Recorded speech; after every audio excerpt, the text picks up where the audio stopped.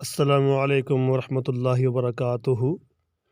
ایک تندور والا تھا جو 5 روپے میں روٹی بیچتا تھا۔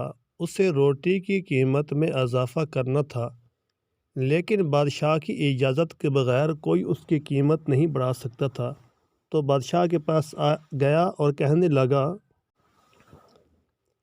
بادشاہ سلامت، مجھے روٹی کے 10 روپے کرنے ہیں۔ بادشاہ نے کہا 30 کی کر دو۔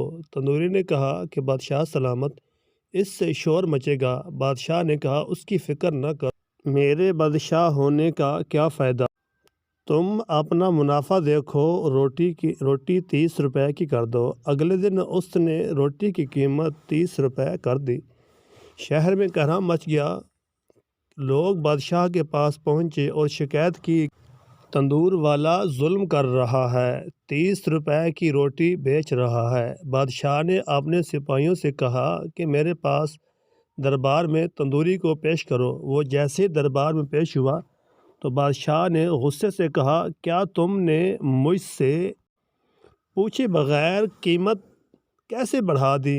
یہ رعایا میری ہے، لوگوں کو بھوکا مارنا چاہتے ہو؟ بادشاہ نے تندوری کو حکم دیا، تم کل سے آدھی قیمت پر روٹی بیچو گے، ورنہ تمہارا سر قلم کر دیا جائے گا۔ بادشاہ کا حکم سن کر عوام نے اونچی آواز میں کہا، بادشاہ سلامت زندہ باد۔ اگلے دن 30 کے بجائے روٹی 15 روپے کی بکنے لگی۔ عوام خوش، تندوری خوش، بادشاہ بھی خوش۔ نوٹ: موجودہ دور سے اس پوسٹ کا کوئی تعلق نہیں ہے۔ اس پوسٹ سے کیا سبق ملتا ہے؟ آج کل حکمران ہمارے یہی کرتے ہیں۔